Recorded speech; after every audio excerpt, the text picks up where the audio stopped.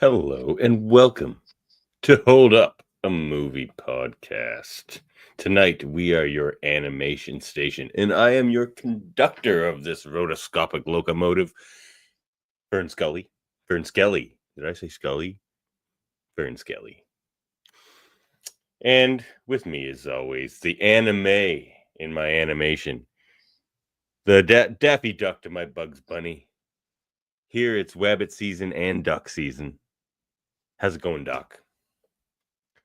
What up, Rabbit? It's an animation celebration. It's been a minute since we've been on, and it's good to be back in the hot seat to talk these fine animated films. Well, some of them. Well, I guess we'll talk about it. And you know what? We are, of course, reviewing heavy metal, FernGully, and Paprika tonight. But you know, the only thing here spicier than Paprika is our guest, Jody Simpson. Quite an intro. Thank you. You're known for your spice.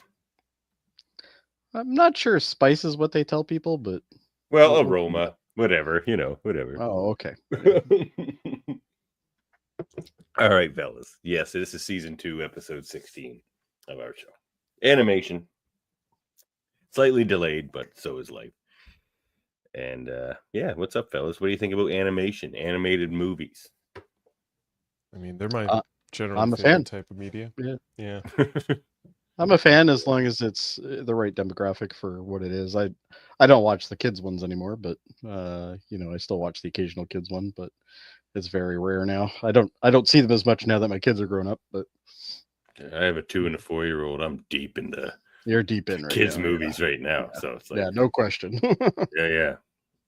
Did you watch FernGully with the kiddos? Oh yeah, definitely.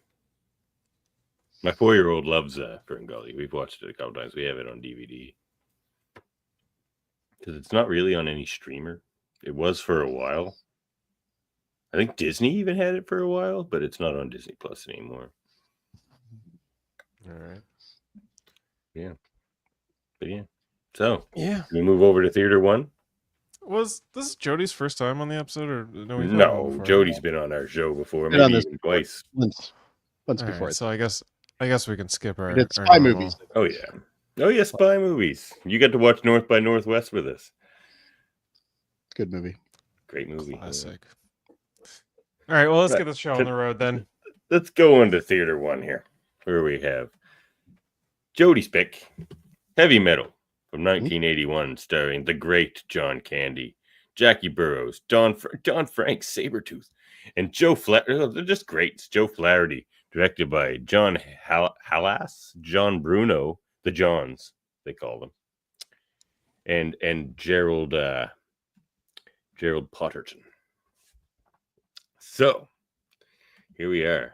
We're taking it back to 1981. I was 3 years away from being 2 years away, I guess, from being conceived. So this could have been the movie that triggered people to make the could have been. It could have been back in those days. This was pretty spicy stuff back in 1981. It was. Yeah, in 1981, this film was rather controversial, I'm sure.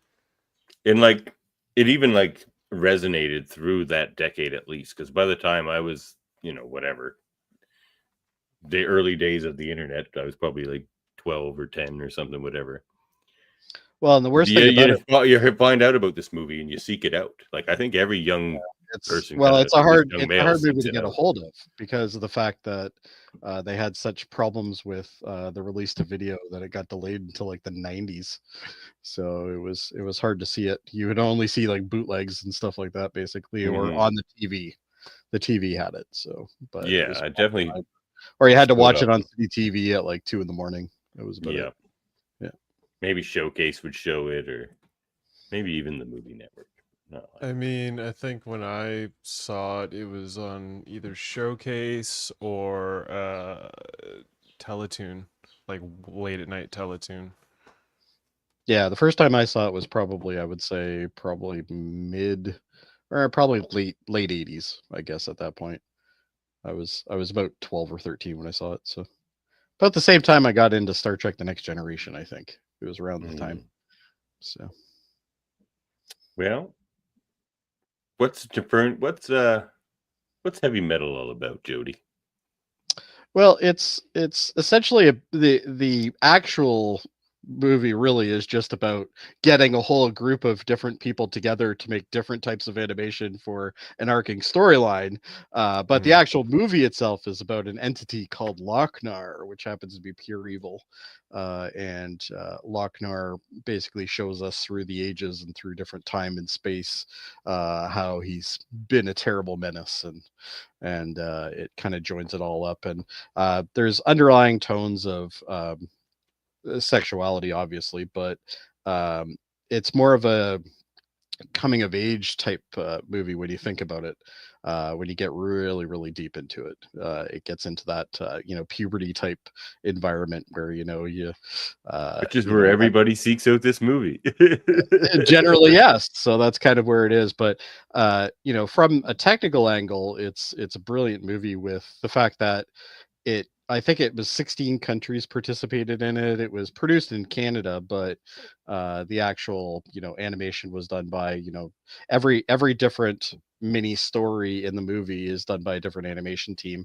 And the story was written by various different people as well, and loosely based. Some of the stories are loosely based from the heavy metal comic, which originally debuted in France. And then from there it blossomed into this kind of, I would say, more of an experimental movie piece, I guess, in my opinion. I don't think the movie itself is terribly great, but there's so many other things that make it fantastic, in my opinion. So I'll admit I enjoyed it more as a 12-year-old or whatever. Oh, of course you would. Yeah, for sure. Yeah. When you're going through them preteen days, it's a standout film for many reasons. I think, watching it in the first 20 minutes, there was at least 3 scenes of tits, Oh, easily. How many people's first tits they ever saw were in this movie? Probably at numbers in the thousands. No, it wasn't mine, but mine neither. But maybe first animated. Yes. Yeah. Maybe first for animated, sure. I yes. think, or was there yeah, probably. But I was getting into a lot of manga and stuff like that at the same time, so it was for me. It wasn't that controversial, I guess, but here we are. Yeah, what stood out for me this time is just hearing John Candy say certain things. Yeah, I'm like, you know what? That's the standout. The voice cast is fantastic. They got the guy from SpongeBob. They got, they got obviously Jackie Candy, Burrows from Road to Avonlea. Yeah, it's such an eclectic group of voice actors here, and John Candy definitely stands out. Joe Flaherty as well. Oh, yeah. But there was even Eugene Levy's got he's in it. Some voice lines in it. Most of SCTV.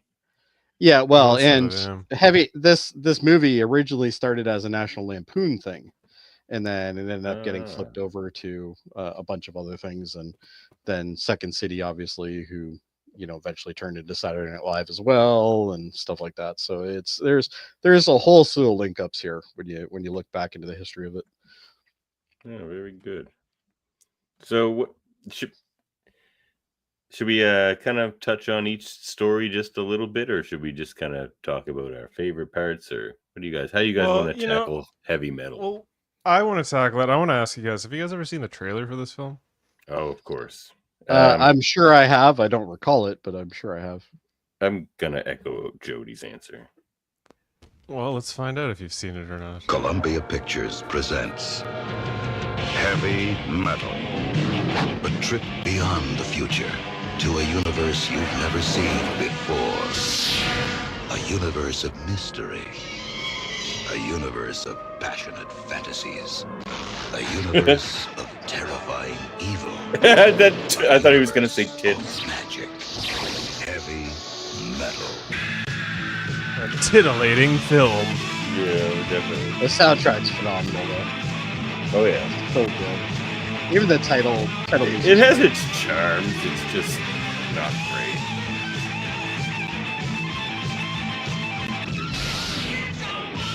I think if you look at it for what it represents, I think it's a much better, you can appreciate it more. But if you're watching it just for pure enjoyment, it's not the greatest movie in the world. Step beyond science fiction.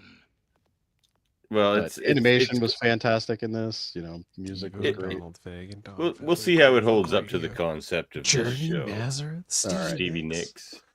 Oh yeah, because I think it definitely views better in 1981 for sure. So how well it holds up, we'll discuss that. But which a lot of our ones things too. But... So, what do you think, fellas? John Candy, he's it's jacked. I was surprised to find John Candy was in this film. I didn't a bunch of roles. Yeah, I didn't. I think I liked him more as the robot, particularly. I did too. But yeah, the hence whole... my favorite scene pick. Oh, really? I think so. Yeah. Yeah. The whole the sort of slightly disjointed storytelling through all the different mediums and artists. Like it was a neat, quite disjointed even. Yeah. It was a neat it's a bunch of short stories basically.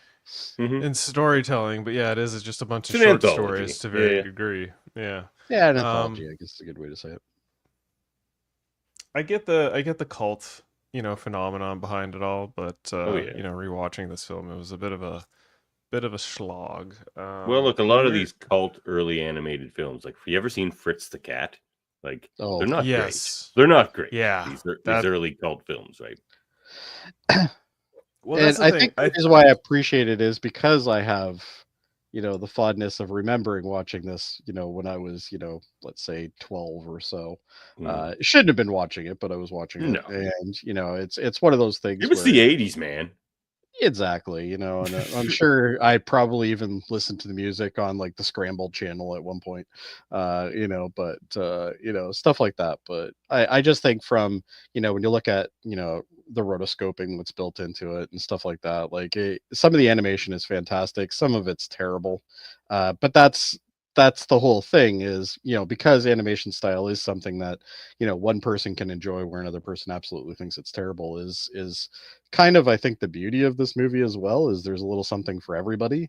Like, I think everybody can watch the movie and at least say, hey, there was something fun in there that I liked, or at least I like this animation, or I like this scene, or I like this particular short story. Like, I love the B-17 story. But yeah, there are some other stories that are absolutely terrible. Like, it just absolutely terrible to me. So, but I just think when so misogynistic, perhaps even some of it. Very absolutely. This was made for teenage and 20-something boys for sure. Like, there was no question here. But when you look at the undertones of what it was, is like, the main victim of this entity is this girl in the house, and this girl in the house has to be probably 12-ish, somewhere around there maybe. And in a way it could be the opposite of puberty, something like that. Like, you could look at that as being part of it. So I think it definitely has some meaning behind it. But we're on this show called Hold Up. Do I think it holds up? I'll let you know when you want me to. But where'd you get this background with the X-Men arcade cabinet? It's just like a pre-rendered animated background. Oh my god. I thought you would enjoy it. That's why I kept it on. I've been staring at it. You saw that X-Men. Well, I know you and I played the X-Men game over. We did. We might fire that up again and play Children of the Atom next time. Yeah, good game for sure. So Jody, you mentioned earlier your favorite scene was the B-52 scene. So B-17. B-17 scene. I didn't. B-52s is the Love Shack. I know. The Love Shack scene. Yeah. So your favorite scene was the Love Shack scene. I wasn't sure exactly what part, so I just kind of went with this. Well, it's anything from it. I think I love the animation style. You better go back and see how bad it is. Yeah, this has that rotoscope style. Can you keep her in the air? The rotoscope, which is great. Yeah, sure. I love that. I think a lot of this film is rotoscoped. There's a good chunk of it that's rotoscoped, yeah, for sure. But just like the overall like nastiness of this is just like, I remember seeing this when I was young and thinking, wow, animation can do that. Like, it kind of opened my eyes to the fact that this is a medium that can be taken seriously. Whereas, when you're young, you think of, Looney Tunes and stuff like that, right? And you think, okay, well, that's animation. Well, no, there's other animation as well. And that kind of opened my eyes to watching some of the classic animation as well. Nelson? But yeah, just basically once the attack starts, I think that's when I enjoy it probably the most. But Yeah, no, this scene was pretty brutal. Like just the whole execution, the you know, cutting with the music and stuff like that. It was just, I think, a highlighted example of like this movie wasn't quite sure how it wanted to pace itself. oh, there was no didn't pace. care. Yeah, Because it's like in the end, the movie is quite and the score even reminiscent of the magazine itself. like the you know, heavy metal music aside, even the score is really nice in this movie. So Yeah.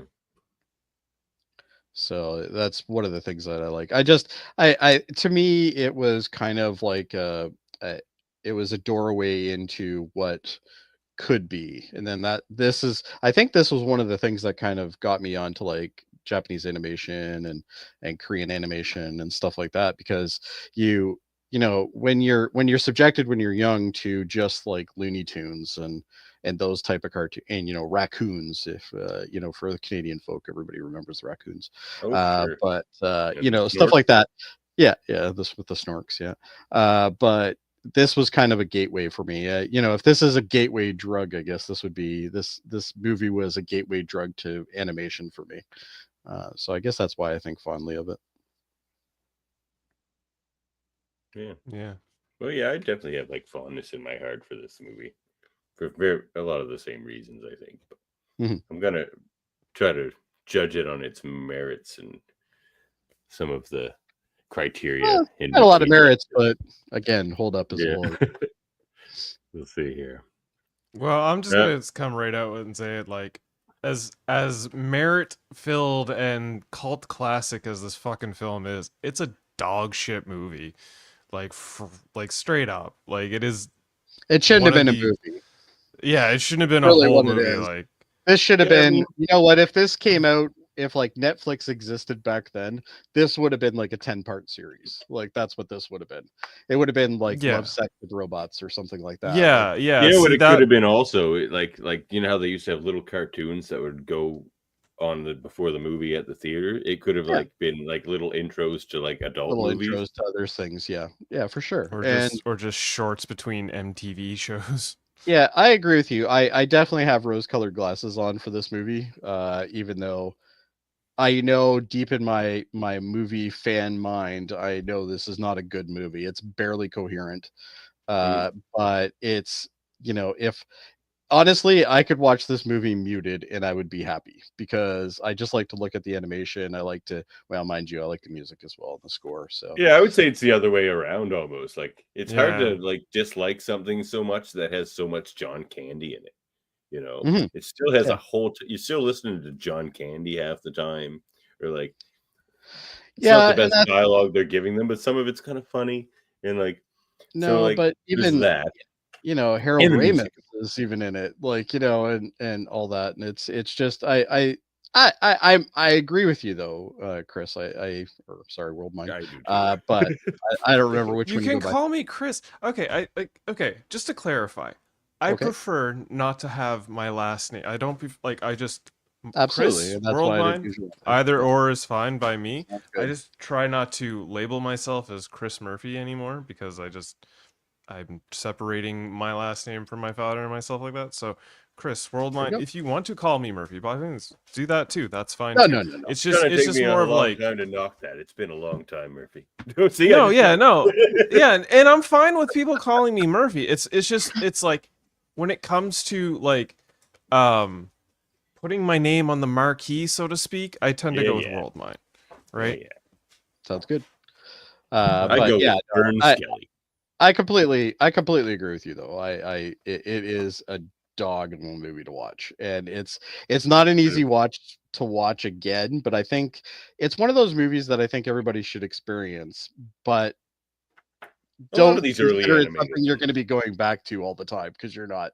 I think I've seen this movie 3 times in my life. Like it's, you know, Same. and now I've listened to the soundtrack a billion times, but you know, because the soundtrack's fantastic. I'm quite a fan, but it's, you know, the actual movie itself. Yeah, I agree. But like, let's get off. What's your favorite the scene? soundtrack. Yeah, well, technically, your favorite scene's the one that's up next there, Davin. All right, let's fire up mine. Yeah. I did like this scene a lot. Yeah. Like there were times in this movie I think was trying to be funny, but it was not landing. But this was good.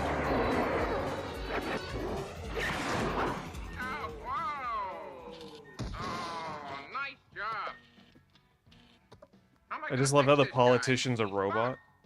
Oh, that was my favorite line right there. Look at him, he's fucked. Just hearing John Candy go, look at him, he's fucked.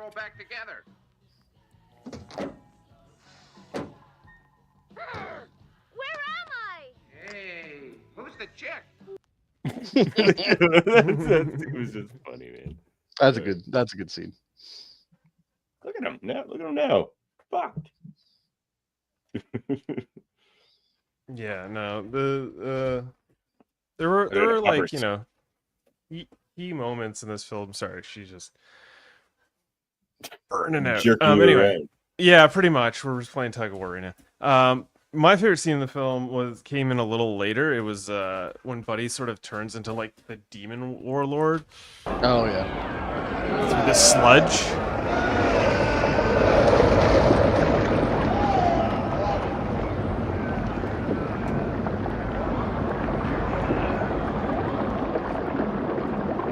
It's so much like the magazine. Like trying to be badass and whatever they can conceive of like badass being. Like it would be.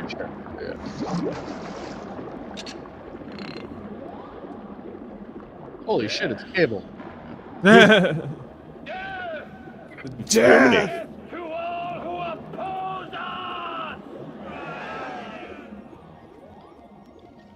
I think his jacket's still okay. Yeah, like he just survived that sludge and his clothes transformed with his skin. I think the rule of thumb is anything that wrecks your skin can probably wreck your clothes. Yeah, right. I think that's a pretty good thing to go by. No, I think that scene sort of reminded me of Jason and the Argonauts when Buddy like raised all the dead. Oh yes, Like, yeah. yeah. That's actually good. Yeah. Well, here's an interesting question, fellas. Which performance would you hold up? I mean, That's for me, it's other John. than the animators. Other than the animators. I mean, for me, it's got to be John Candy, I guess, because he was the one that stood out most to me.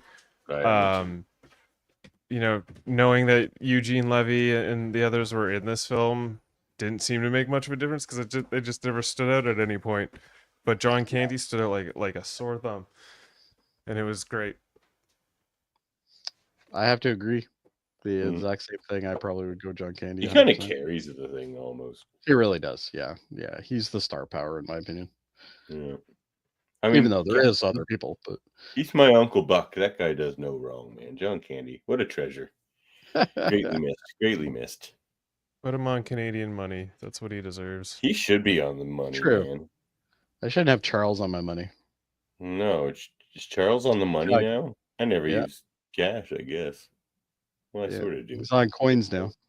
Oh, he's on I don't know about coins. dollars yet, but he's on coins. Oh, I haven't seen any of those new ones yet. Yeah. All right. He's on the nickel. Well, we agree there. The setting aesthetic, I guess we're talking about the animation there. I mean, the rotoscope stuff is great. Some of the other stuff, like the one where John Candy is the Jack Naked guy, that one doesn't look so great. Oh, Yeah, like there was like walking some around with my scenes- dog hanging out. Yeah. It was an interesting choice to start the movie off with like a model toy falling through space and then switch it to animation and like Yeah, it was weird. yeah, I feel like there's like But that's the point of in this fact- movie. It's supposed to join all these different animation styles. And Yeah, I think there was some budget issues that ended up resulting in like models being used over like just full out animation. well, and that's where the rotoscoping came in. They actually had, I can't remember the model's name, but they had the model for what's her name, the chick who rides the thing, which happens to be, I think, the girl as well, technically. But yeah, no, they had an actual model come in, do all the posing, and then they rotoscoped it. So they drew over it. So Yeah. Interesting. No. Interesting concept for that. I don't think you really need to bring in like a top name model for that. I think anyone could have been fine. Yeah, But- yeah. You could But have, you know, what can you do? But yeah, adjusted no, the proportions. yeah, exactly. So, Well, Jody, are you hungry? am I hungry? Yeah. Not particularly. Why? Well, we're gonna feed you some morsels anyway. Oh,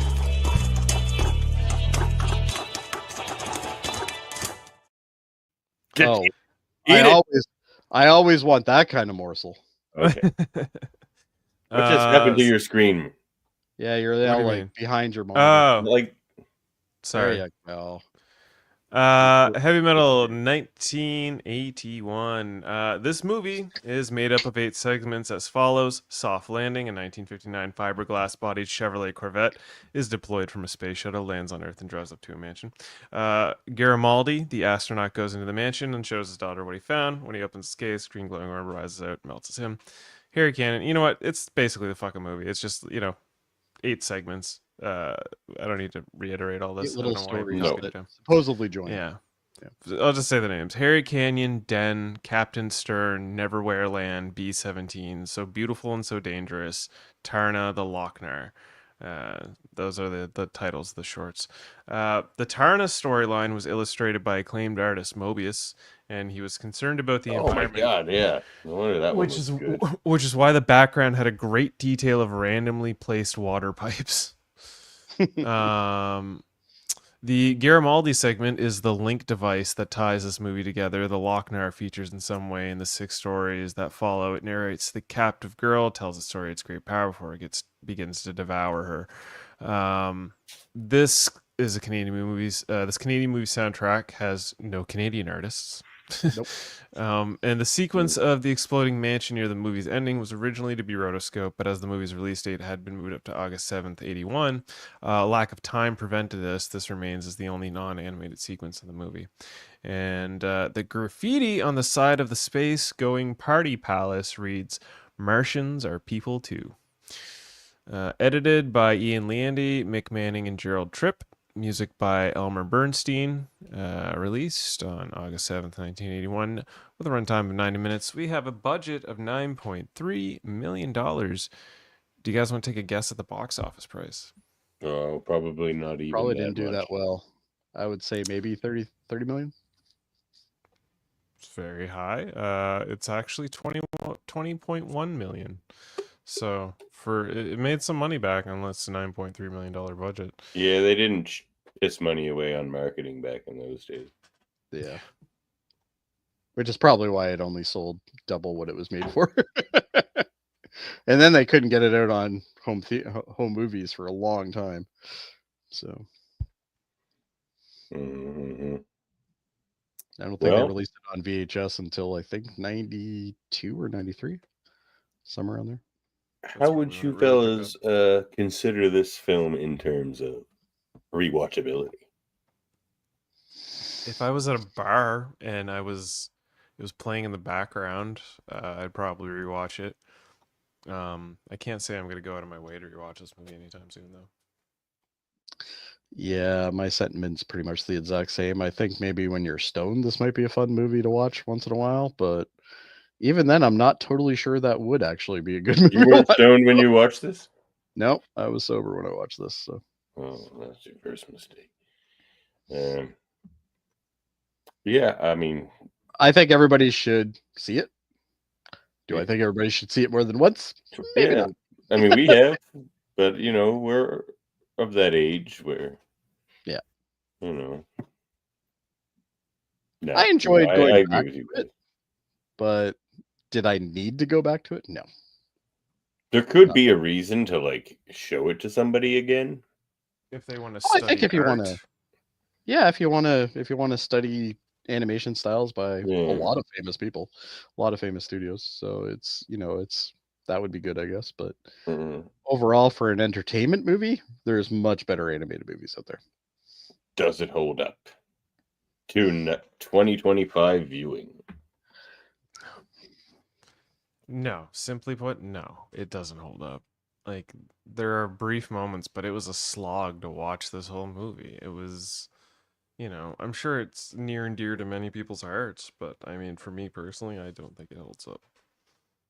Yeah, it was good to rewatch, as I said, but it wasn't one of those things that I'm gonna be putting back on and again in a year. Like it's, overall, does it hold up? I would say no, but with an asterisk, and the asterisk would be, do you want to, study, this type of animation? Then yeah, it's a neat little thing to watch, but in maybe an art school setting, maybe watch it, but from an entertainment angle, as I said, there's many, many better things out there to watch to waste this is only a 90-minute movie, like max. So I think it's 80 minutes runtime, I think. But overall, no, I don't think it holds up. I mean, without John Candy, it's like the easiest no ever. We're like one of them, but there is John Candy, but Fan, you should definitely see it for sure. Yeah. If you're a John Candy fan, definitely just check it out for sure. It's got a lot of his humor in it, for sure. But I'm also gonna say no. There's just not enough of a story. Yeah, like they didn't thread enough of a story through there, and I mean, anthologies don't necessarily need that, but with 7 shorts, it needed that. Normally anthologies give you like 3 stories, so they can develop. If they presented it as just an anthology, like like some of the more like the Animatrix, for instance. I don't know if anybody saw the Animatrix, but yep, I've seen bunch of short stories. I liked it. The same universe, but there's not a lot that arcs together. Like they are kind of independent stories. I think if it was done in that way, and we didn't have to bring in, Lochnar into every one of the 6 animation styles, I think we probably would have more fun with it.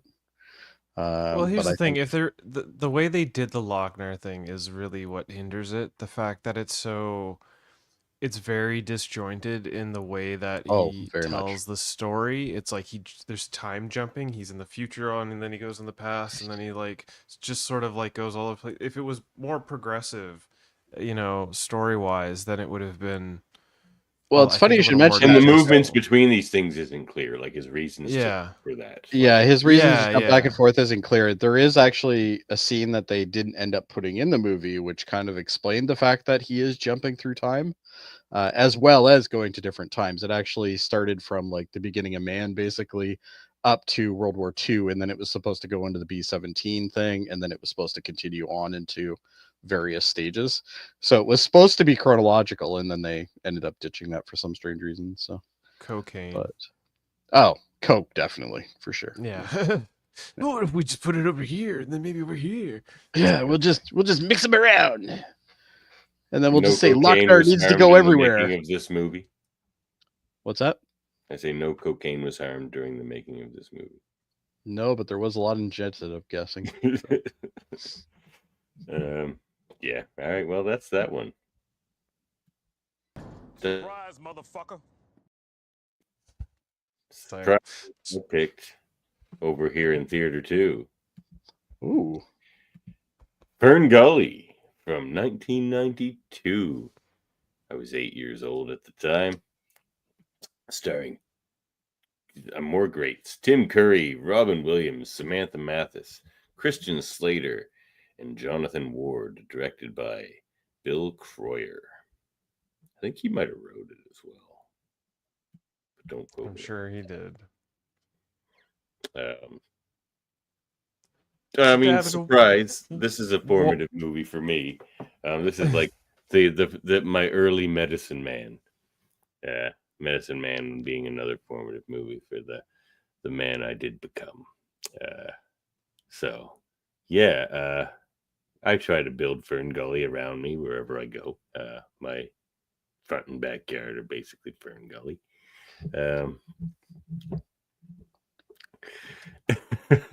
So I know this isn't our demographic anymore. I mean, we had to watch a kids movie here, but there are good kids movies. Like this isn't one of them. Nope.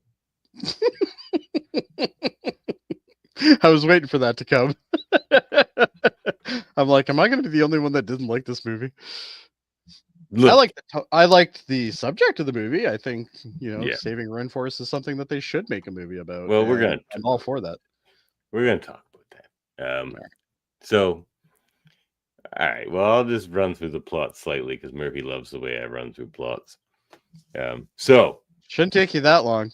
the fairies, they have to lock away this hexus. This hexus is not a nice entity, right? So they lock it in a tree because the fairies are like the curators of the forest and they help things grow, and they're pretty great, actually. I mean, that would be my superpower if I could just have the superpowers they have, like, or Captain Planet. That would be cool too. Yeah. So the humans are tearing down the rainforest, and it's getting ever closer to FernGully. And they see the smoke in the distance, and the main fairy character, Krista, sees the smoke, and she asks the elder, what's going on there. And she's like, "Oh, it's not good. They're gonna release the hexus. It's gonna be bad." And eventually, they do cut down that tree and release the hexus. And one of the construction crew guys eventually gets shrunken down to fairy size by Krista, because she's like, gives the gift of fairy sight so he doesn't hate trees or whatever she thinks he does anymore. But she says fairy height or fairy size, or I think size, actually. So then he has to kind of go with her and learn the ways of the fairies. So basically, I read this wrong. It's actually, so this movie starring Zoe Saldana, what's his name, and directed by James Cameron, of course. This is, but the thing is that you guys may slag this movie, but it's been copied Avatar 1,000 times. Yes, exactly my point. Avatar just copied this movie, and this movie is actually better than Avatar as far as movies go. Avatar may look prettier. Not sure I'd agree with that, but okay. I mean, it's like take this movie and remove the music, and you have Avatar. But so instead of soldiers and all that stuff, it's construction and stuff, but it's more realistic and relatable that way. Soldiers attacking a forest is just silly. But anyway, we're not here to compare to Avatar. So anyway, they released the hexus, and that scene's awesome, actually. Tim Curry's pretty great in this, and when he comes sliming out there and he's like sucking on the gas, that scared me as a kid. And then he starts singing that song, and that's actually a pretty cool song, Toxic Love. And, I mean, Toxic Love was all right. And he's weird. The way he talks when he's like talking as the hexus is very strange. It's a good performance by Tim Curry. Like it's almost like he's like bubbling his voice somehow. I don't know. It's very strange, but it doesn't sound like an effect they added. So anyway, Zach learns the ways of the fairies, and they end up defeating the hexus in the end, and that's basically the movie. There's not any big plot or anything, but it's the same with Hexus Avatar. Takes over like the tree chewing machine and goes wild with it, and he's the only one that knows how to stop it. It's actually clever how he does it. He like kind of taps into the comms and just pretends to be the guy's boss, and he just tells them to do all this crazy, incursion into FernGully. And they fall for it, and Zach's trying to tell them not to, but they can't hear him because he's tiny. And Cheech and Chong are in this movie. Are they? Yeah. You didn't notice? No, I didn't. I was too busy being bored out of my mind. I admittedly was struggling to stay all my attention on that film. I think I might have even watched it 1/2 time speed. Well, whose favorite scene is up first? I would believe it's Jody. The trailer first, but yeah, before we even get into the favorite scenes, have you guys ever seen the trailer for this film? Oh, definitely. I have not. I saw it in theater when it came out. I'm pretty sure. Yeah, I remember seeing it in theaters. I remember seeing this as a kid. I might have saw it as like stuff like that. Promo on a VHS tape or something, maybe.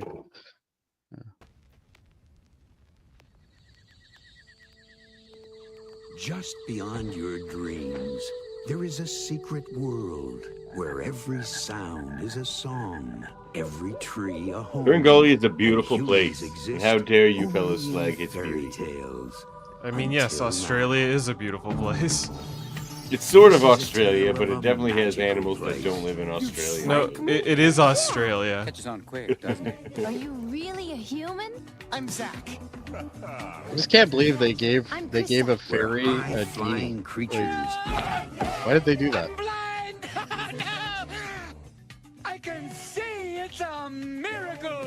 Will reach Robin deep Williams is into alright your in this heart. too. I mean, he's Robin Williams. But now, It's not pretty. enough of most them. enchanted It's place pretty. is Yeah. about to It's pretty face sparse. its greatest threat.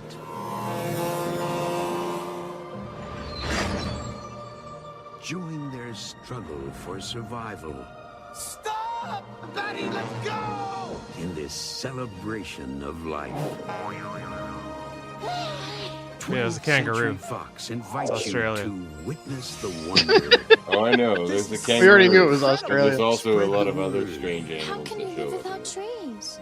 and plant the seed to save a place called FernGully, the last rainforest. But it isn't the last rainforest. Yeah. That Yeah, confused they've me already so cut much. all the other ones down. We just didn't see that in the movie. Oh, So, everywhere or just in Australia? or wherever this magical FernGully is. No one speaks in an Australian accent there.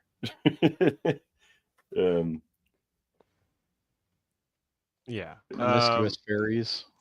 Yeah. So as far as favorite scenes go, Jody, yours was up first, and mine is shortly after yours. For the most part, it's pretty much all within the same scene.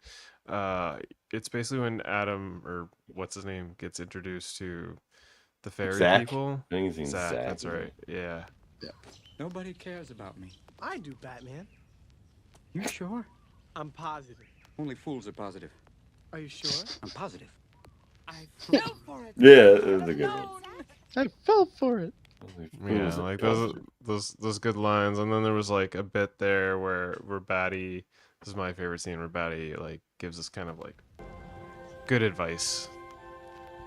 The humans have released Hexus. Gather everyone in the circle. Every time I saw her on screen, I thought she was like the Queen Ant. She's got like a big No, Zach. thorax and. Truth doesn't always win friends, but it certainly influences people. You're not half bad for a hominid. Hominid. Truth doesn't always win friends, but it certainly influences people. That's probably my favorite line in the whole film. There's good stuff here. You guys, I think, are maybe being a little harsh on this movie. No, we're not. So- We're being the appropriate amount of harsh. There's also good music. Like Rappy's best song is in this. Life, Raining Like Magic is a good song. I think it opens the movie. But that's a good one. Yeah, I think your I favorite. haven't scene- had a kid that would enjoy that song, which I think is probably where you're going on this. I Where enjoy it's, that song. It's a good song. yeah, okay. Well, your favorite scene, I believe, here is the Tim Curry scene where Hexus breaks free. Or no, wait. Is this when the plant takes over Hexus? Yeah.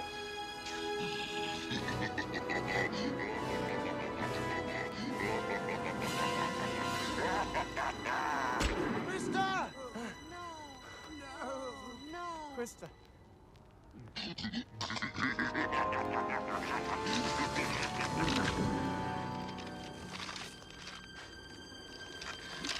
I love the animation of this scene for one thing. It is really well animated. Yeah. Oh, yeah. The liquid oil of Hexus The was Hexus really is always creepy, well done. man. The whole movie, Hexus is cool and creepy and well acted. It's just animated Armus. Yeah, he's pretty much. Grow!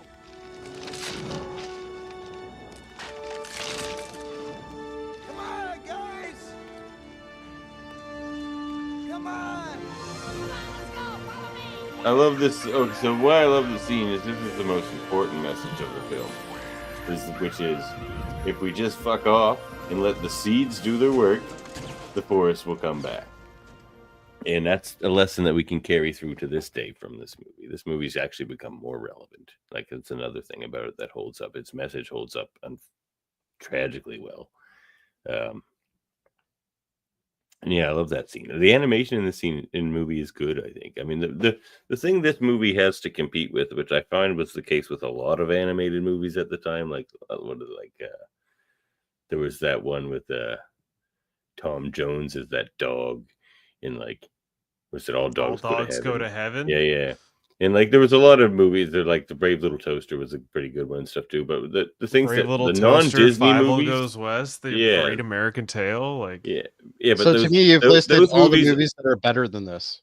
Yes, but what I'm saying is all those movies still had trouble competing with Disney movies because they never were able to quite present what Disney was. It's hard to compete with the Juggernaut, yeah.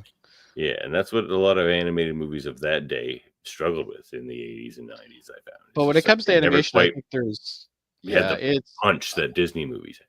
Yeah, I think animation-wise, I think it's fairly solid. I don't think the animation is consistent throughout the movie. I think there's some scenes that are very well animated, and there's other scenes that you can definitely tell they cheaped out on. So overall, to me, it doesn't have a quality of a feature-length, theatrical movie. To me, it should have been there are some scenes that absolutely this movie. I was kind of bored with Tim Curry, and how can you be bored with Tim Curry? And I was bored with it. It just, I don't know. I like the message of the movie. I think it's a movie that I think all kids should see. Just for the messages alone in the movie, I think are fantastic for kids to learn. But is it an entertaining movie? I will say there's a lot of movies, even Disney ones, that don't hold up to my 4-year-old, like 101 Dalmatians, even. Oh yeah, there's this one does. For the 4-year-old, it did. Well, I think the message is important. I think it's a good movie to explain that message and even have a nice dialogue with a kid after this. I think is also important. This is the future, right? So it's something we need to. This was the past and yet still the future. Goddamn. Well, as the film says at the end, this film says at the end, this film is made for children and the children's children and children's children. Oh man, that made me cry. Actually, that's good though. That's good. Yeah, I'm all for that. But at the same time, as a 39-year-old adult that's watching this film, that is an hour and 15 minutes long. It is simultaneously the shortest movie we watched, yet felt like the longest movie we watched. It did feel long. No, Heavy Metal felt longer. I wouldn't disagree with you. They were comparable. I think FernGully. More bored with FernGully. I was more bored with FernGully as well. Yeah. Monsters. You're originally Murphy thought I picked FernGully. I'm like, I did. I thought Jody picked FernGully for some reason, but I think ultimately Davin picked both, and you rolled with one or whatever. I rolled with Heavy Metal because it's an interesting movie to talk about. I think. Yeah. So for this type of format of podcast, I think it's better than some of the things I could have came up with. Because there's absolute bangers that I could have just said, yeah, absolutely. And, it'd be a 2-sentence. Yeah, it does hold up. And that's the end of it. So it's nice to have more of a dialogue about it. Yep. Well, look, which performance would you hold up? I'm going with Tim Curry. I thought it was pretty weird. And he went for something. He just can do so much better. And Robin Williams, his performance is just phoned in. It doesn't feel like it feels like he's just a lot of Robin Williams is phoned in, and it's comes from the fact that he's also kind of on cocaine and a joke copier and things like that. So he's a notorious joke copier. Actually, his agent used to give people $50 after his sets if he stole one of their jokes. Okay. He was known to retell because he was just all riffing. He didn't write a set. He would just get up there and do a cocaine riff. His brain was going 10 times faster than his mouth was. So yeah. I mean, we all love Robin Williams, but you know, there's the darker side there as well. I think actually I'm gonna probably go with Samantha Mathis. I think it's fine. She's good. She did okay, you know, and she's not a huge name either. Like, you know, I don't look at her as a voice actress, so it's, you know, she's. No, I was surprised to see that name actually. She Yeah, became a big so- actor union rep after her acting career. She did, yeah. But I would say that one probably. I guess Christian Slater, maybe. Like he played It's that like sort of... the snooty kind of pissed off fairy. Yeah, he played his role to a T, and for whatever reason, when I was younger watching the film, I thought that character had more of a central part. He's in not the in it film. much. Yeah. Yeah, he's really not in it that much. It's mostly just Krista and Zach. Yeah, and yeah, blah. That's some dry chemistry. Yeah, I mean their romance stuff was pretty dry, but it's like it's meant to like there's only so much romance stuff you want to do in a kids movie. Like it's supposed But to they've be also shallow they match Yeah, but those like two because romance just isn't like chemistry just isn't romance. Like chemistry No, it's between not the two same thing. characters there can be like ebb and flow to it, and sure. I don't know. It was Yeah, you can have great chemistry, but not buy for a second that there's a romance there. You know? Yeah. So, and that's kind of where we are on that one, I think. I think it might have been more of, I don't know. It's like the ending is interesting, where he decides he needs to go back and like try to change the world, which I guess is the better ending. But like he could, I don't know. It's for the romance angle. It's like they should have tried to keep them together somehow. Maybe or like I don't know. Maybe that's why that didn't really work. Setting aesthetic. Look, FernGully's beautiful. That scene where they're flying around and just touring FernGully's beautiful. The hex. You are right. It is somewhat inconsistent. The animation is very inconsistent. Like there's that scene where they're like he's talking like and he's dancing to like the song that is in more movies from the year about 1986 to 1992, which is Land of a Thousand Dances, which was in like it must be in like 2000 movies. Yeah. Like overplayed movie like, but you know, I guess it kind of works good in a kids movie. But so that scene's I found was kind of weirdly animated. But the Hexa stuff I thought was great, and a lot of the forest stuff and like I hated it, the forest destruction stuff. Yeah. But like to me, there's like good and like there's like 30 minutes of solid animation, and then the rest is just kind of tied together stuff, in my opinion. Like there's some scenes that are amazingly animated, as Chris said earlier, like that last scene, the oil and stuff like that. The animation's fantastic on it.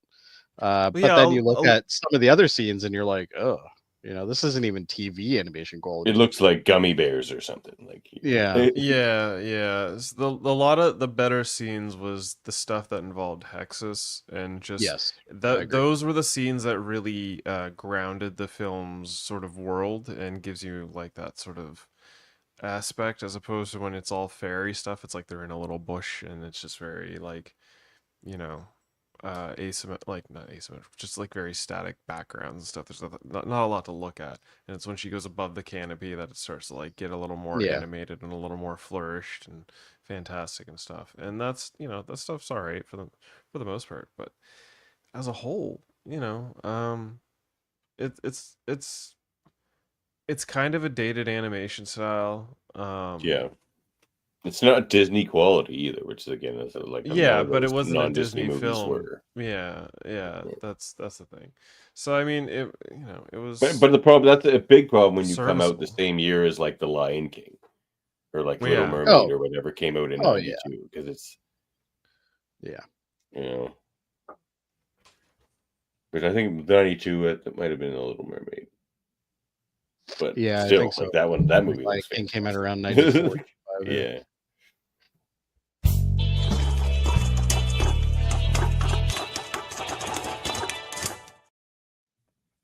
Well, it's time to serve you some morsels. We got FernGully 1992. The original lyrics to the movie song Toxic Love, performed by Tim Curry, had obvious sexual themes and implications, and various verses from the original song were cut or rewritten to make the song more appropriate for a family movie. The original lyrics can still be found, but the song's full version was never used. Robin Williams provided 14 hours worth of improvised lines for Batty Of Coda. course, that's what I'm talking about. And like 4 of that 14 hours was stolen, but continue. And director Bill Croyer was so impressed with the voice work that he ended up tripling the screen time given to the character, which was originally supposed to be an 8-minute role. Shortly after signing on to this film, Robin Williams was approached about voicing the genie in Aladdin in '92 and accepted when Jeffrey Katzenberg, the chairman of Disney at the time, got wind of this. He demanded that Williams drop out of FernGully, claiming he did not want Williams in 2 competing animated films being released so close together, to which Williams angrily refused. Aladdin 92? Yeah, Aladdin was in '92. That movie looked fantastic. That's a great To which Williams angrily refused. According to producer Wayne Young, Katzenberg then went out of his way to sabotage FernGully, such as taking over studios the production had rented by paying more, and in one case attempting to buy a space to force them out of it. It's the Babylon 5 of animated movies. Yeah, this is often cited as one of the main contributing factors in Williams' well-publicized fallout with Disney. Keeping with the environmental theme, Williams did follow with Disney. If you try to go on Spotify and listen to the Aladdin soundtrack, his songs aren't on it. Keeping with the environmental theme, the film's poster was printed on recycled paper and merchandise used environmentally conscious packaging. Tim Curry's first role in a fully animated film, later as well reprising his role as Nigel Thornberry in the Wild Thornberrys movie.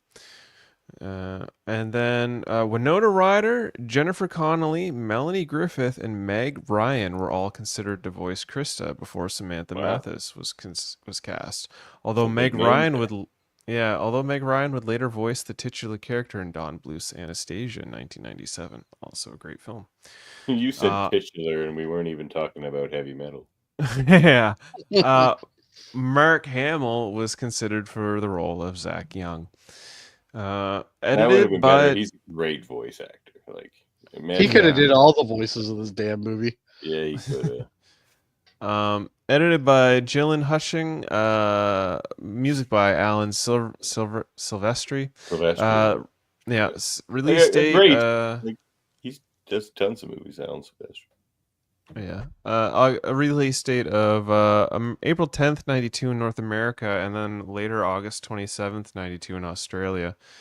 The running time, 76 minutes. A budget of $24 million. Who wants to take a guess at the box office? Probably quite well. Kids' movies do well. I'm going to say less than that. I'm going to say 20 million. I'll say 40 million. 32.7 million. So right in the middle there. Made money. Right in the middle. Just enough to make it not a total box office failure. Well, it depends on how much it costs to make all those. Robin Williams. Well, they also had to print all those posters on recycled paper. It probably cost them more money. I mean, the budget would imply that that was all counted within it, so maybe. Well, let's discuss its rewatchability. You guys just shut up. I know what you guys are going to say. Rewatch it when you have a kid, and then have your kid rewatch it with their kids. That's look, actually, to be honest with you, for kids, it doesn't have a lot of immediate rewatchability either, I will say. No. I will rewatch this. It does lack an excitement factor. But does it hold up? No. If you're a kid, sure. But if you're an adult and you wanted to rewatch this film of nostalgia, you're going to be kind of disappointed. Very angry at the end of it. I'm going to say it does hold up. And here, because my 4-year-old did enjoy it. And like a lot of things we might consider a hold up animation movies don't land necessarily. And the message really does. I think the performances are pretty good. The animation's not bad for a non-Disney movie of the time. Quite good for that, I would say, even. And it's just the message is so strong, and they do it well, like, because they're not just like, don't cut down the rainforest. They come at it with different things too, like the seeds, and they talk about the power of seeds and how like a seed can be like grow a giant redwood or grow this crazy vine. Seeds The are great, message holds up, the movie doesn't, and that's the problem. Yeah. but it's You know it's true. Like you're like It's not a you've said Disney nothing movie. about how good the movie is. All you've said is about the No, I you know, did. oh, The it Hexus is respects cool. seeds and stuff and It looks all good, that. I think. It's just Some of it does. I don't know. There's too much Zach and Do I Chris. need to watch it again? I don't think I'll ever watch it again. I don't think I have any desire It's to too watch much it Zach again. and Krista. There's way too much Zach and Krista. Just take out Zach and Krista, the main characters of the movie, Yeah. and you get a great film.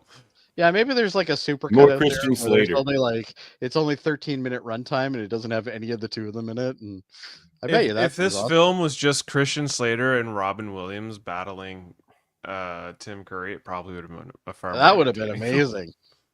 That would have been way better than Promiscuous Fairies. I don't know. I'm a little bit on Come the on, Davin. You know damn well we're right here. It's the message that you're impressed with, not necessarily Yeah. the movie. Yeah. It's a And I formative agree with you. movie I for think me, the message fellas. is This is a It's a formative movie. formative movie. Sure, it's a formative movie, but does the formative movie so for are you hold documentaries. up? You don't watch them over and over again. Like Yeah, Cowspiracy was a formative movie for me. I haven't watched it in like 10 years. yeah. And movies, unfortunately, you know, they're supposed to be entertaining, and this one, I don't think on a second rewatch is all that entertaining. I don't even think on the first rewatch it's that entertaining. I was more entertained with Heavy Metal, and I didn't even think Heavy Metal was that great either. So Fine. No, it doesn't hold up that great. Yeah. There we go. But the Voice message of reason. 100% Message is does. So 100%. you had a Yes. nice little asterisk on yours last time. My I agree. asterisk here is the music. There is some good music there.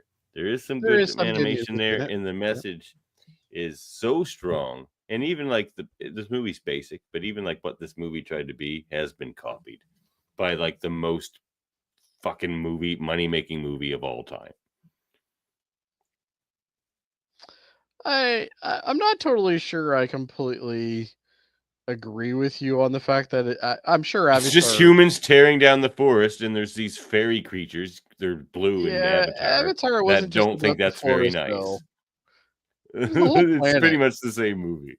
Yeah, I don't know. They're part of these fairies of FernGully are part of the Definitely forest, and they're similarity. kind of like I'll agree with you on that. symbiotic with the plants. So are the Avatar people. Like it's the same, except that they've replaced the construction people, the loggers, with the military. I think there's a different scope, though. I think when you're talking a rainforest with 100 fairies in it, or you know, There were way more than Avatar 100 with- fairies. Yeah, it's maybe 200. But either way, Is it the it number doesn't that hold matters, up. Jody? Is it the It number? doesn't hold up. We've had this debate on Debate 9. It's not the numbers that matter. But There are 4 lights. yeah. All right.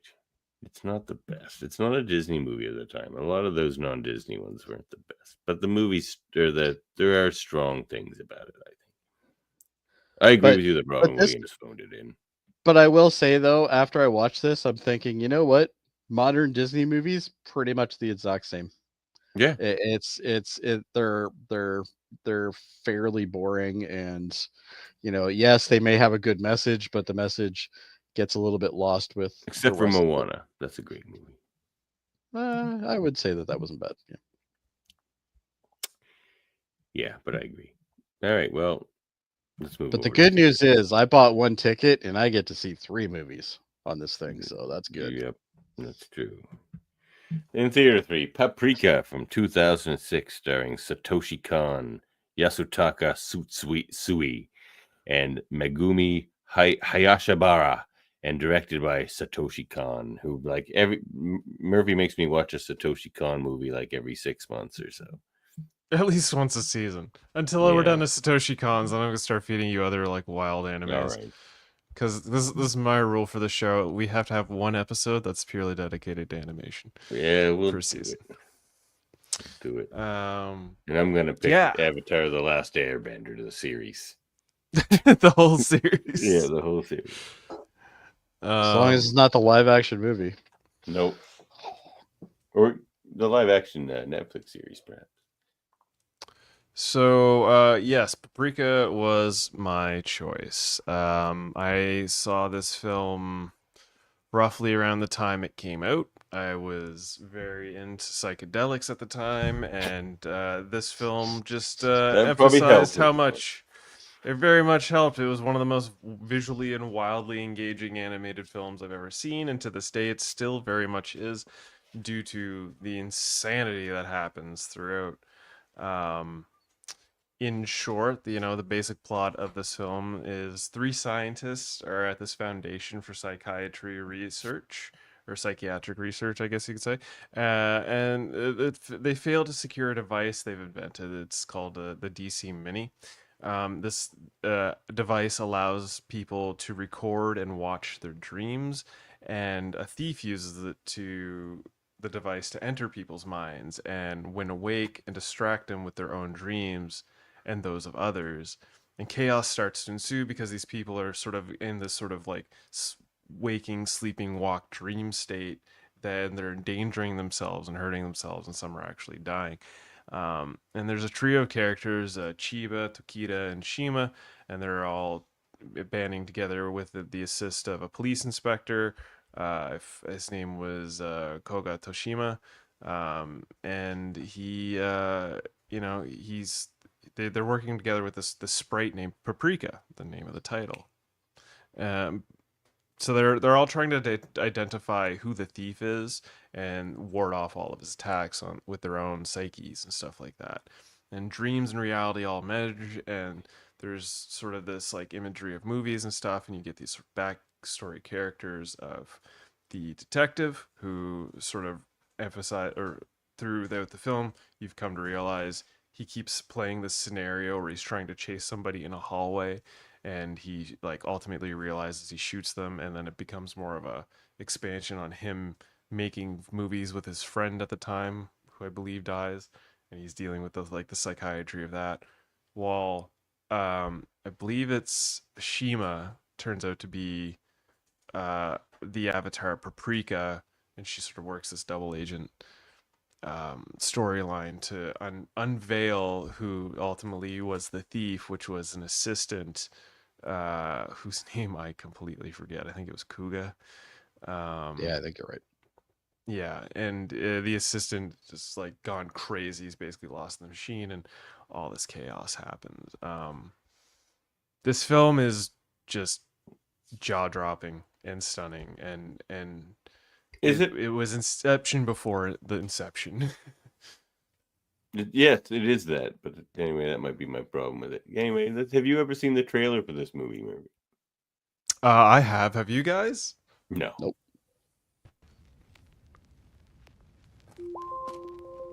The soundtrack for this movie is so good.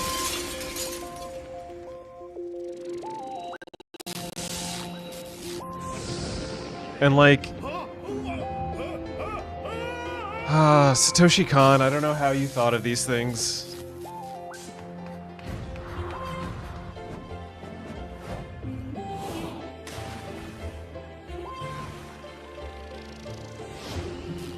I think that, yeah, I saw this trailer. I was like, what is happening? I need to see what's happening in this film. What is going on?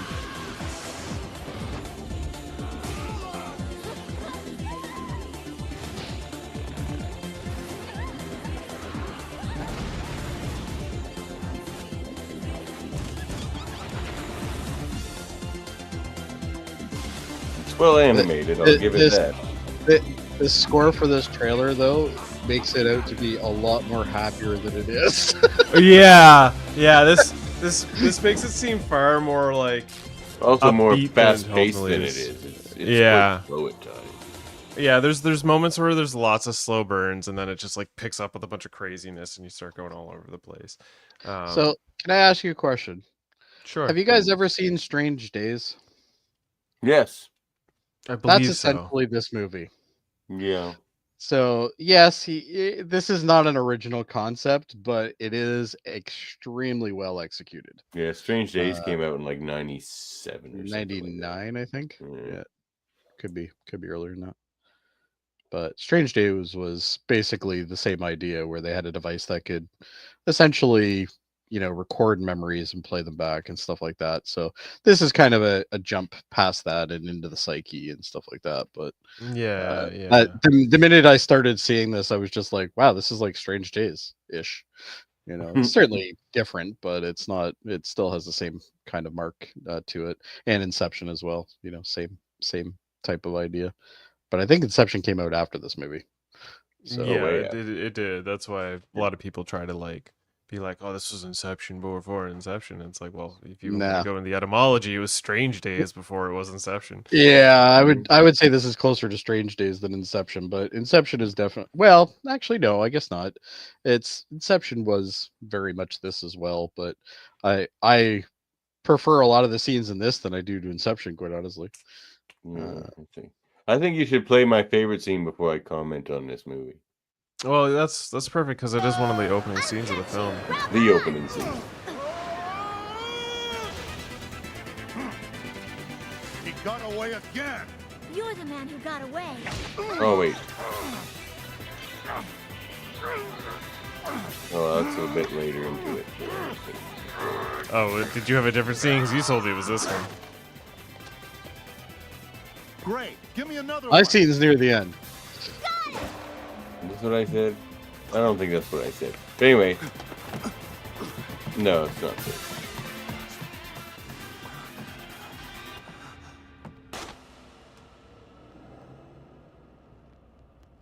I don't think.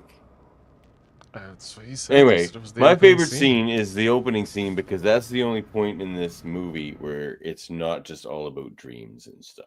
So here's my problem with this movie is that there's nothing in this entire earth I find more boring than dreams. Like, I don't want to hear people talk about their dreams. I don't want to like I don't remember my own dreams. I find it all very uninteresting. I've never enjoyed a TV show or a movie or anything about dreaming or dreams. I find it all a lot less interesting than anything that happens when you're awake. So it's like, since like 99% of movies happen when you're awake, that's all more interesting than movies about dreams to me. So like, as soon as this movie I realized was going to be about dreams, I pretty much checked out and I found it all kind of boring, even though it looked cool. It just wasn't for me. Like FernGully wasn't for like our demographic. I am not the demographic for a dream movie. Fair enough. Yeah. Like any Star Trek episode that's about just in their head about dreams makes me want to just like can they just get out of the dream? Yeah, exactly. I just get out of Shades of Grey and can we like the awake stuff start happening again? Same thing with this movie. Like, I don't care about any of it. Yeah. I don't know. I've never heard anybody say they didn't like dreams. Yeah, that's there's nothing more boring. There really isn't. Like, what do you do? Any active thought is more interesting than inactive thought. Sits around and watches FernGully over and over on repeat. I'd rather than watch this again. All right. Wow. I mean, okay. Well, that's. But I wouldn't want to watch Inception again, or even Strange Days. That's or Shades of Grey. Yeah. Okay. Well, I mean, that's fair. Dreams is not your thing. Nope. Or Shades of Grey. Exactly. I don't need to watch Shades of Grey. Apparently, Murphy has to find his dog. Yeah. His dog's up to something. He's up to something. He's too quiet. Yeah, that's a good boy. There's a good boy. I think it's a girl, actually. But... Oh, that's a good girl. That's a good pup. Oh, I think Puppy has to go out. He is in an apartment building. He just can't open the door and let this puppy out. Okay. Maybe he's hearing something. That puppy is stuck with Murray for now. No. She was digging at her bed in her crate, and last time she did that, she demolished it. And it's not. It's basically like being held on by a piece of tape right now. So if she goes ham, it's just gonna be a mess. So and she's I don't not. wanna clean it. So she's a husky. She's being a pest. She's a husky. Ugh, she's being a pest. I got a golden retriever puppy in my house right now. We're watching her. Him actually. Yeah. So yeah, no, I mean that's understandable. The whole like, not enjoying things that involve dreams and stuff. I think I was so blown away with the presentation of this film, in the way that they present dreams and how they're able to almost like seamlessly transition from one scene to another. That's sort of the flexibility in storytelling with dreams that I enjoy. I find that also makes it too easy. It's just like you can make anything happen because it's a dream. It's just like, oh, look how creative I was. It's just like, yeah, but you're in a dream, so it's just like I could put anything on the fucking paper, and that could just be a dream. Like when you're dealing with an actual reality, you have to have the rules that confine that reality actually force you to write better. Generally, but also this film had it so that like the reality and the dreams are one and the same, like people were being affected in reality through the actions of the dreams, and I feel like the Matrix did that better. Did they? Because there's not really point in the Matrix that does the dream. They're just being put into a program. They're just occupying people's minds so that way they can get the battery power out of them. In the Matrix. Not in that regard. I just mean like they have their world. I don't know. This is the first time I saw this movie. I've heard of it previous. I'm familiar with his work as well. So I would say I was delightfully entertained by it. But I'm still with Davin on I only need to see this once. It's kind of like Perfect Blue for me. Perfect Blue, great movie, but you don't need to watch it more than once.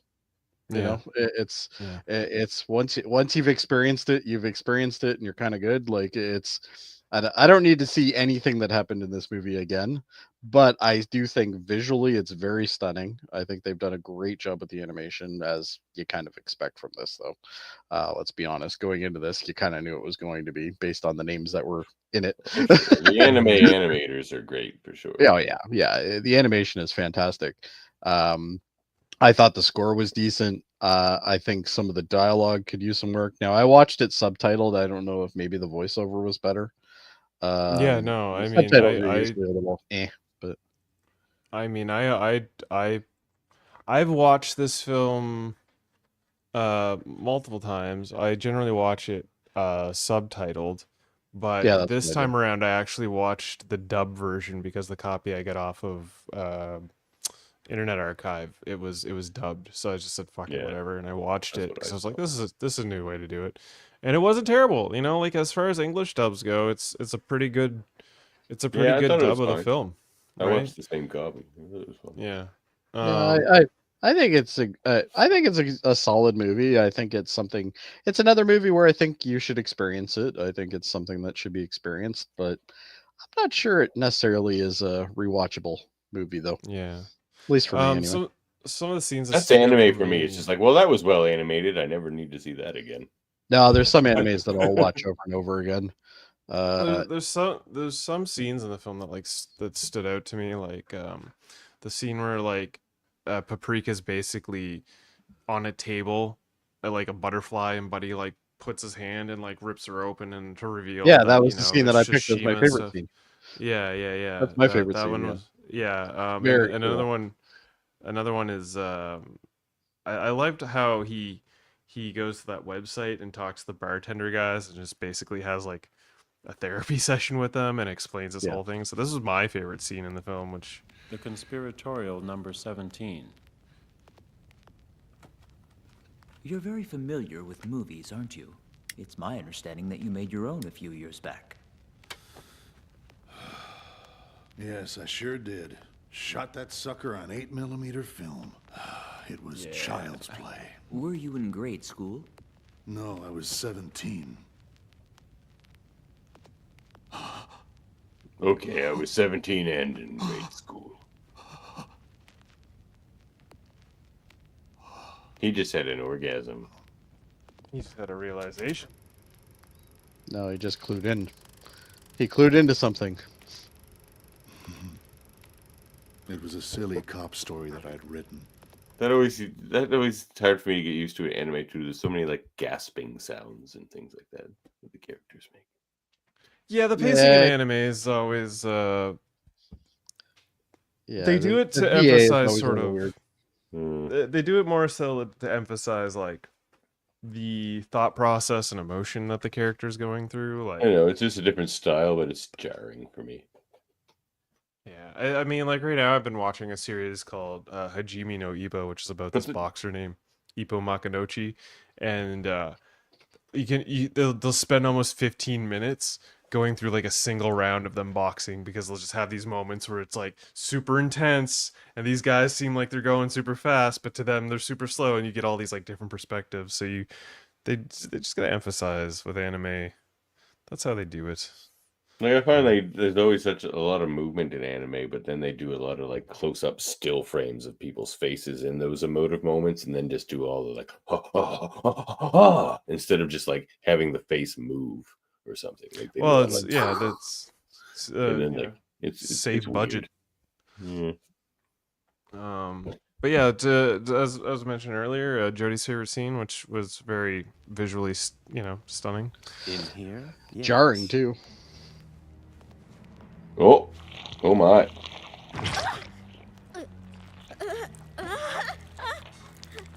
I love you, Paprika. I love you.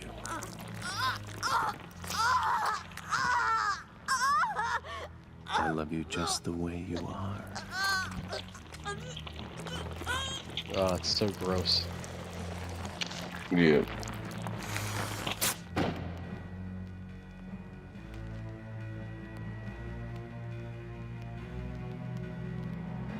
But it's to take the mask off, right? Like it's to lose the avatar and get to the real person. More symbolism than anything, but I just think it's a very jarring scene, and I think anybody who's watching it for the first time when they hit that scene is just like, whoa. Like it's for me, it was just a stunning scene. Yeah, no, that scene is very like shocking among other scenes. Like there's that scene earlier in the film where you see all the like the businessmen standing on top of the tower and they're like, and they all just fucking jump off and commit suicide. You know, like like it's such a mind fuck film. That's why I love it so. It's one of my Maybe I didn't do enough psychedelics before watching it. Maybe like a half gram of mushrooms might have really They don't down work the on film. me. Okay, maybe 10 grams of mushrooms would have, you can't say they don't work on you. You're just not doing enough. Maybe. But we don't condone that. Of course not. Which performance would you hold up? Oh, I mean, I don't even know. I mean, the animated Paprika, Megumi Hayashibara as Paprika is always great in the subtitled version. But for the who does English Satoshi version, Kon play? That's a number one billing on this thing. He played one of the bartenders. He was one of the bartenders. Oh, was he the bartender? Oh, yeah, it was him, and I think it was another artist that played the bartender. But in the English version, the guy that plays the detective, he's great. I guess I can't talk on performance because I only watch dubbing, so I don't even know. Like I can't even speak to the performances. So I'm just gonna say. I will say I listened to the original, so it was for me. I would say probably Paprika. I think the voice actress for Paprika was fantastic, at least in the Japanese. Yeah, Paul St. Peter did the English version of the detective, and he's played Punch in Cowboy Bebop. He's been Momo and Lupin. He's done a bunch of animes and stuff like that. One of the go-to. Yeah, one of the go-tos. But yeah, no, he gets my hold up performance. Yeah, well, the setting aesthetic. I mean, it looks good. I just all that dream imagery just bores me. It's like the same thing about watching a bunch of action in a TV show. It just becomes boring. Like it's like where Discovery was boring to me. Like it's just like I don't need all the pew pew in the. I don't care. It's just boring. But that's the thing. It didn't even seem like there was a lot of action in this film. No, it wasn't action. It was just like wild dream imagery, and like maybe it wasn't like psychedelic influenced enough, but like that stuff just becomes boring. Like you can only throw so much weird shit at someone before I'm like, oh, cool, it's weird shit. I don't know. I think the setting and the aesthetic were both fantastic. It looked great, but I'm just like, it just bored me. Fair enough. Yeah, I was the farthest thing from bored with any scene of this film. Nah, there was some boring parts in it. There was some definite slow burn stuff, but I mean, overall, like, I think all the major points are very well done.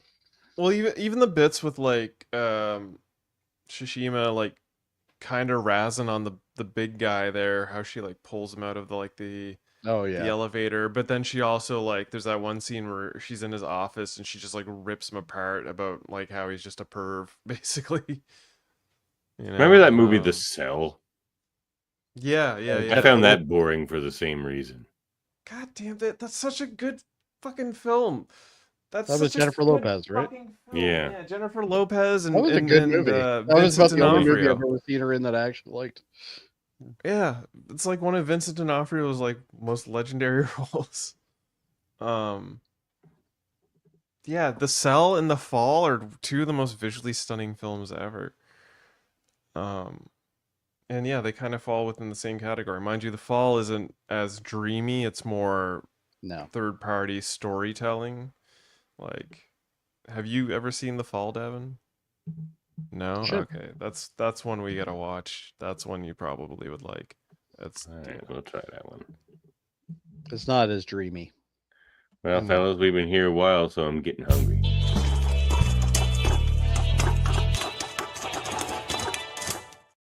Sprinkle a little. Who needs some Murphy in his mouth?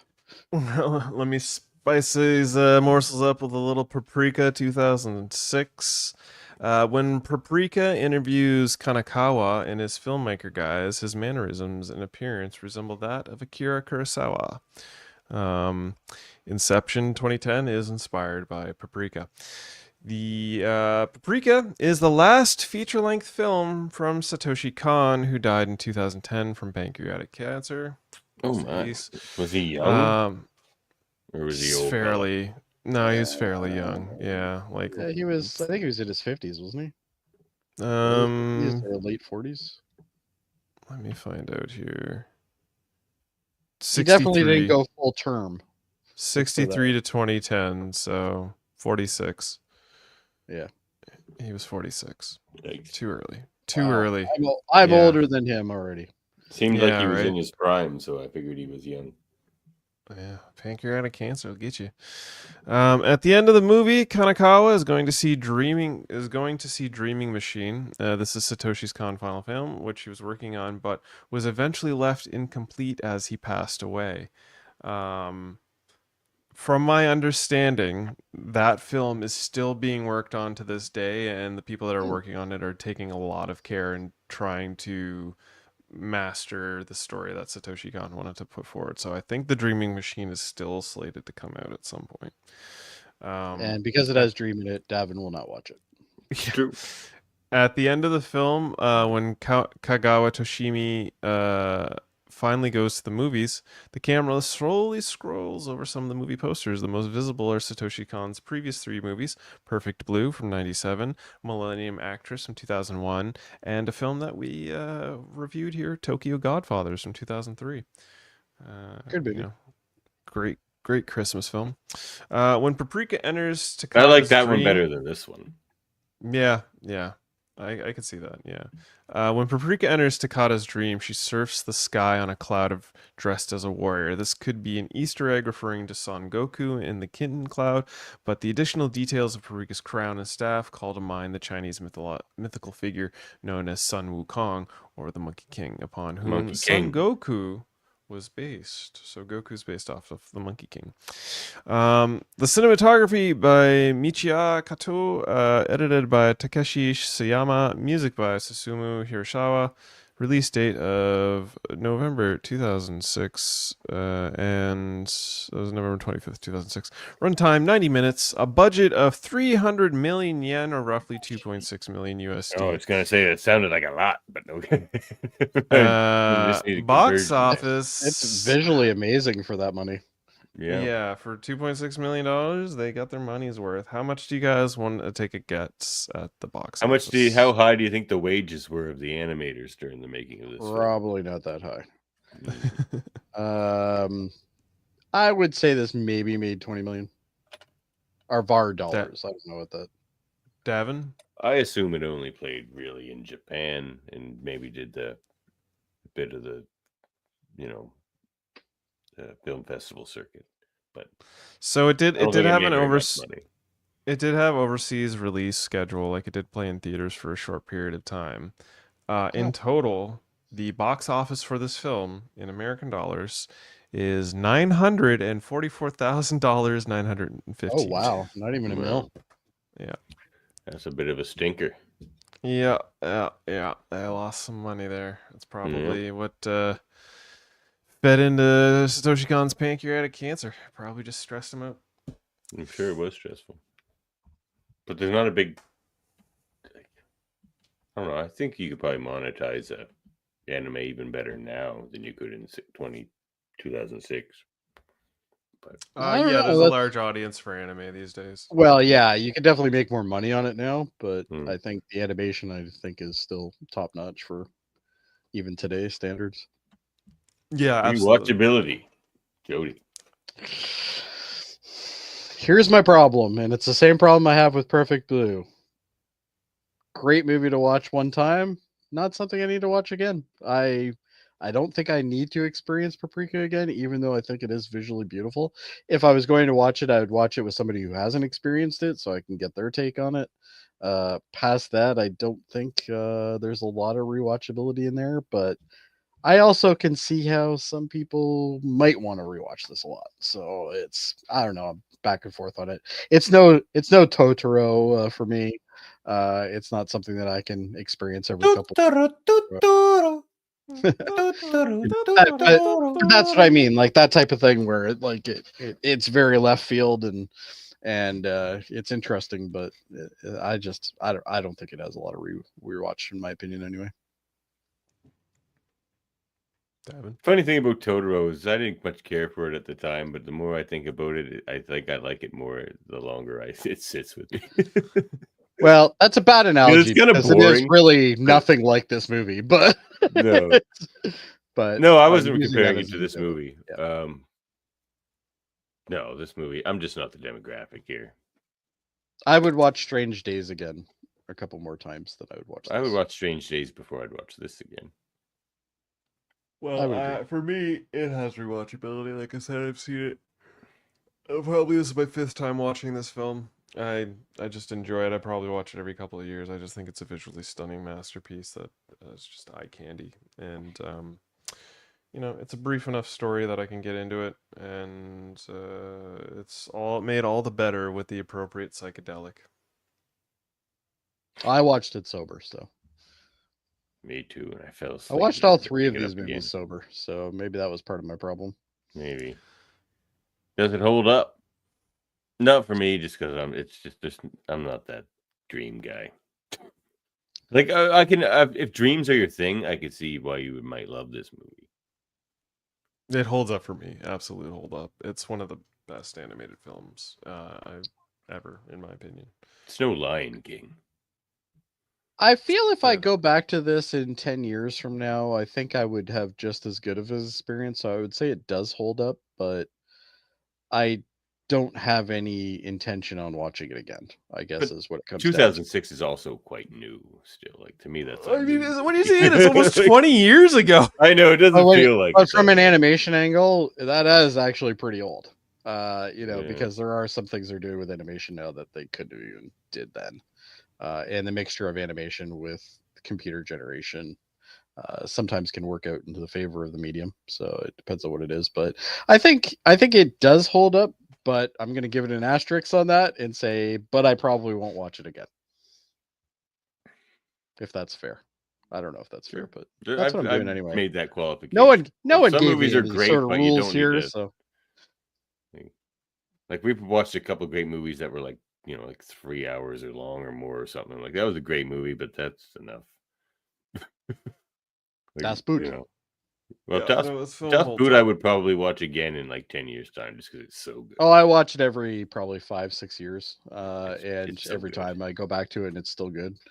So good. So, but yeah, no, but that's what I'm saying is it's just I think it does hold up. I think from the definition that I understand for this show, I believe it does hold up. Yep, I concur. It's one of the all-time classics. It holds up. Well, there we have it. So we move on to our. Oh, do we have any staff picks tonight? Did we get any? Oh, he did give us some staff picks from what I remember. You go look those up. While I fire up the graphic.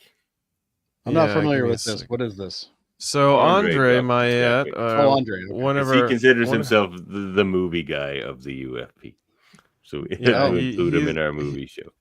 He's got a handful of picks for this film. So.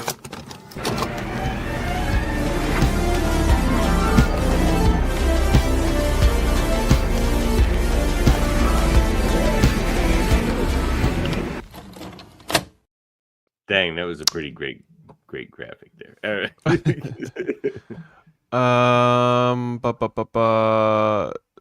Still searching for the message you had with it. I remember.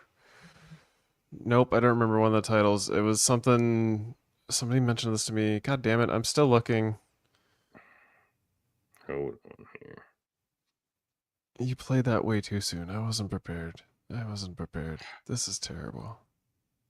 Where's your bloody message? There, Andre and Chris. So he chooses Small Soldier. Was that one? No. Can't be Small Soldiers. It's not an animated film. It's a stop animation. His statics are Crying Out, Starbuck, or is that for a different theme? Oh yeah, that was a different one. He's probably screaming at his stereo now. No, here it is. Spider-Man Into the Spider-Verse. There we go, yeah. American Pop. Okay. And Flow, which I do want to see. Flow, yeah, that was the other one. It sounds very sad, and I don't really like being sad. Spider-Man Into the Spider-Verse is amazing. I love Spider-Man Into the Spider-Verse myself. Yeah, it's great. That was such a shock to me because I didn't think I was going to enjoy it. Well, that's. And then somehow in the sequel they somehow upped it. I figured it would just look exactly the same. I'm like, somehow this looks even. No, they definitely changed some stuff. Yeah. Yeah, they rendered it a second time or something. I don't know. Yeah. I'm not familiar with them. Oh no, I do. I am familiar with American Pop. Actually, I haven't seen it. So I used to work at a video store, so that's why I kind of. But I worked there in the 90s, so basically if it was the 90s movie, I'm familiar with it for sure, but I probably don't have the eclectic experience that Andre does. No, that guy's a movie encyclopedia. So this is where we do our animation movie rankings. We're going to rank the movies we saw tonight. And for me, I might get some heckling here, but it's going to be FernGully. I mean, it has to be Heavy Metal and then Paprika for me. That is an insane ranking. But I just didn't really enjoy Paprika. Like, I found things to enjoy. Like, Paprika didn't have John Candy. No, it was. Yeah, it definitely didn't have John Candy in it. I mean, it's Paprika, Heavy Metal, and FernGully. Like, I'm Like, exactly on the same page. Yeah, that's what I would have went. One of these films is not like the others. You know? Yeah, and that's FernGully. Yeah. FernGully is a travesty, and I hope I never have to see it again. Sorry, Davin.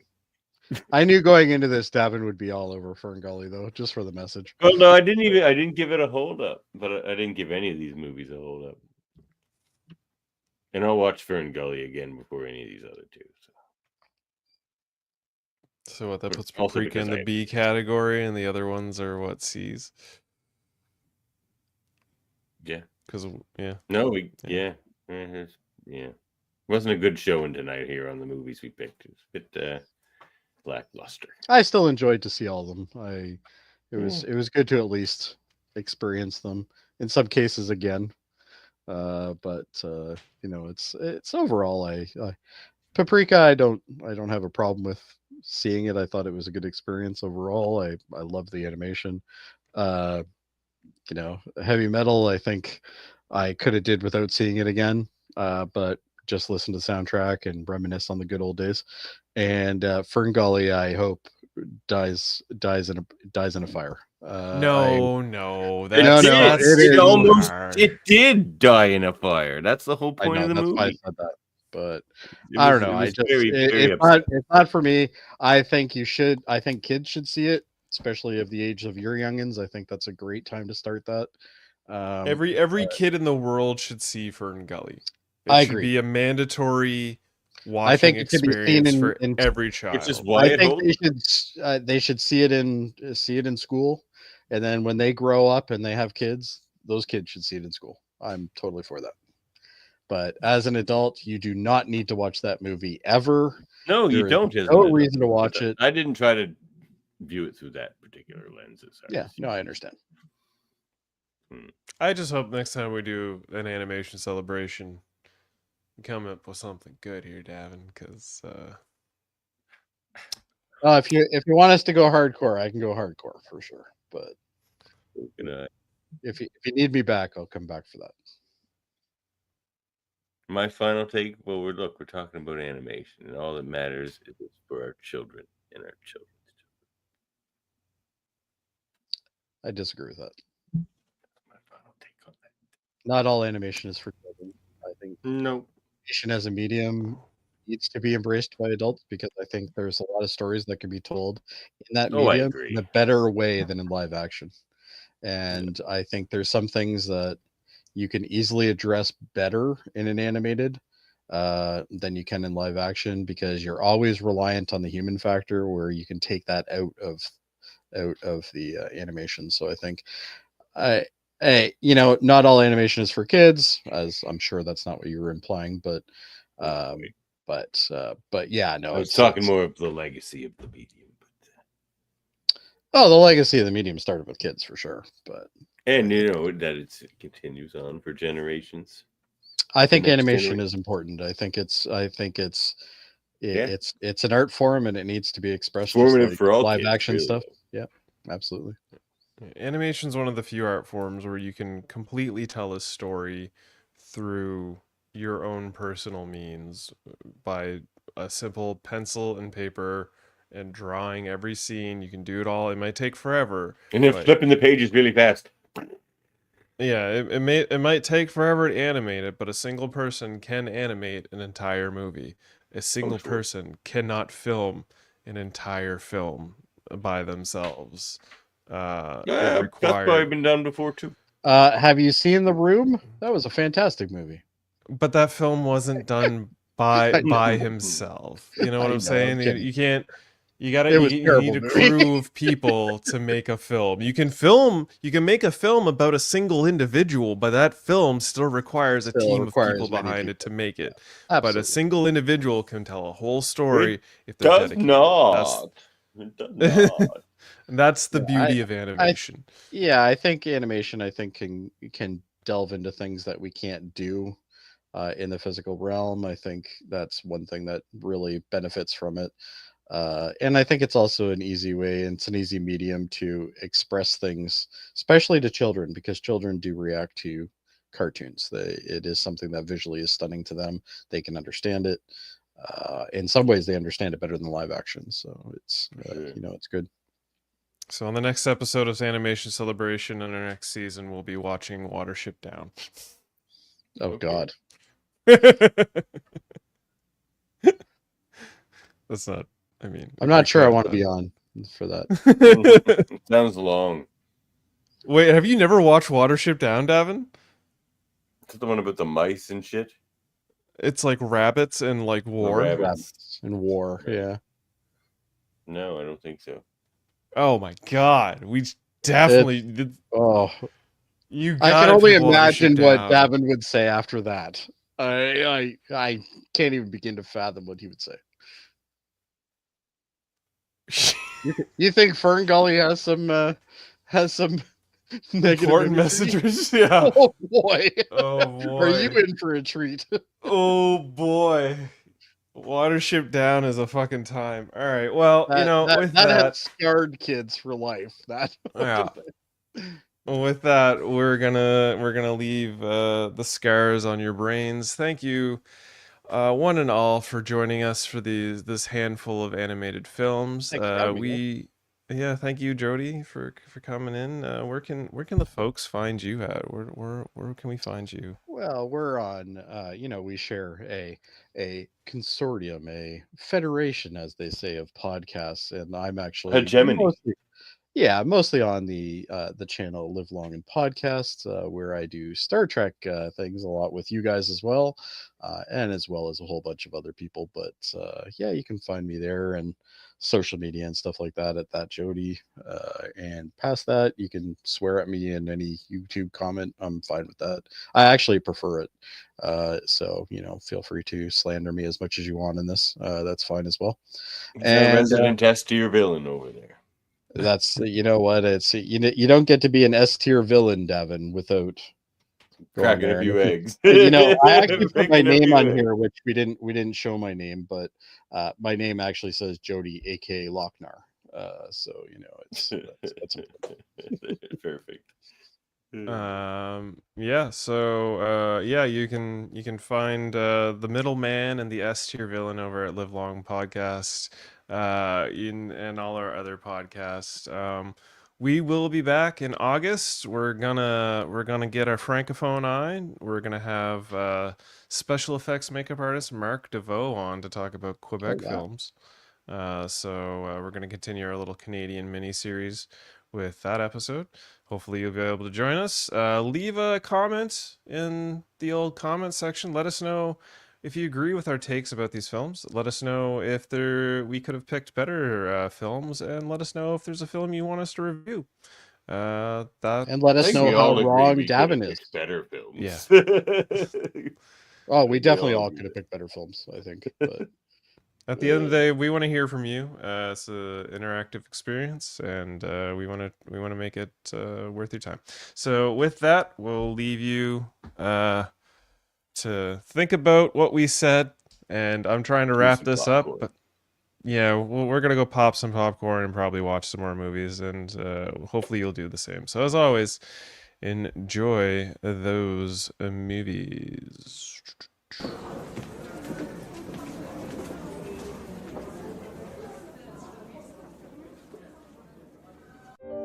Beam up some Star Trek content with Live Long and Podcast.